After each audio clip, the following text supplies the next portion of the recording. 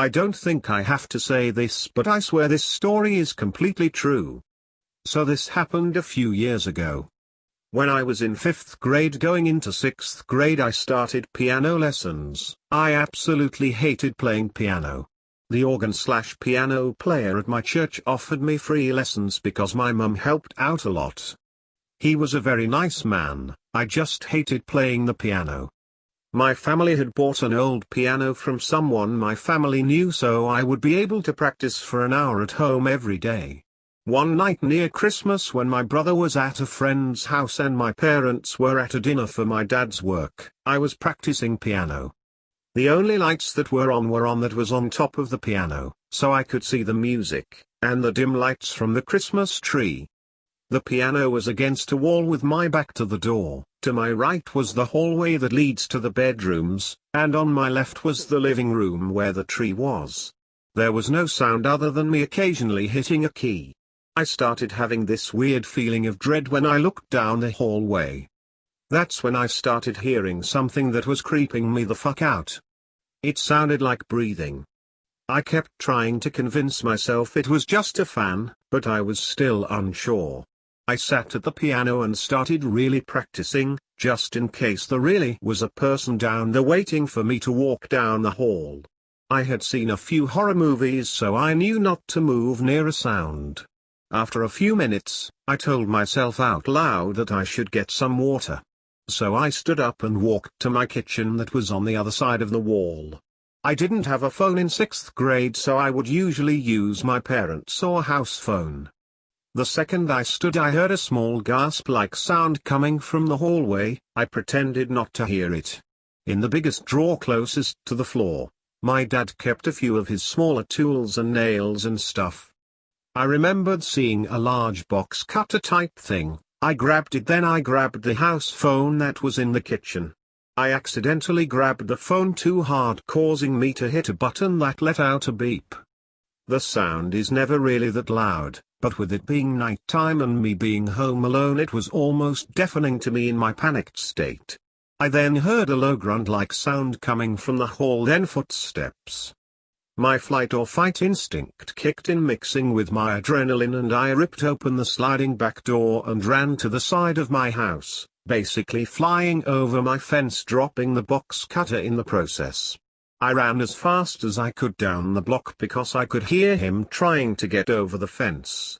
I looked back like an idiot and saw the silhouette of what I'm guessing was a 6-foot-tall man chasing me. I started screaming bloody murder while trying to call 911, but I was too far away from my house for the phone to work. That's when I saw one of my neighbor's light come on, and I ran over and started banging on the door. I quickly looked to see where the man was, and he started sprinting the opposite way. My neighbor let me in, called the police, and helped calm me down.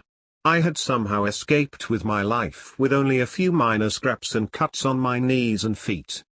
When the police got to my house, they figured out how the man got in. My brother had accidentally left his window cracked open, and the man was able to cut open the screen and open the window the rest of the way. They also found a rope, duct tape, and multiple knives on the ground of the hallway. My neighbor across the street had a camera facing the road because people had been stealing mail. The police looked through the footage and found one man would watch our house for a few minutes every few hours for a week. He knew I was home alone that night. For the next few weeks they had cops watching our house until we moved. They never caught the man, but he is the reason I now have severe anxiety and paranoia. A few years ago, me and my girlfriend moved into an apartment together for the first time. We have never lived together, so the entire experience was brand new to us. With that being said, we didn't think we would end up moving into a haunted apartment. At first it wasn't all that bad, and we only had a few issues with hearing noises at night. It was usually shrugged off as being our cat, since he didn't particularly want to be in the bedroom with us just yet. One night, we were laying in bed watching a show when we heard a noise scurry through the house. We looked at each other and kinda chuckled as we believed it to be the cat again. She then grabbed my arm super tight and I looked at her like WTF, that kinda hurts. She wasn't even looking at me, so I followed her glare to find our cat fast asleep at the foot of the bed. It took me a second to realize that whatever just ran through the house wasn't our cat. We sat up in bed and turned the light on and kinda freaked out together for a second. Obviously I had to go check it out, so I walked out to the living room with my phone in my hand and the flashlight on. I made my way to the light and slowly went room to room looking for any evidence there was something there. There was no sign at all that something was in the apartment with us. We tried to rationalize it as much as we could, but there really wasn't any explanation as to how loud it was. This was the first of many times we would hear disturbance through our apartment. From there on it only got weirder. There is one night in particular that scared the shit out of me. We had a couple friends over for dinner and game night. After some games the friends had to get home because it was running late. They lived right around the corner, so it was really easy for them to stay a little too long on game nights.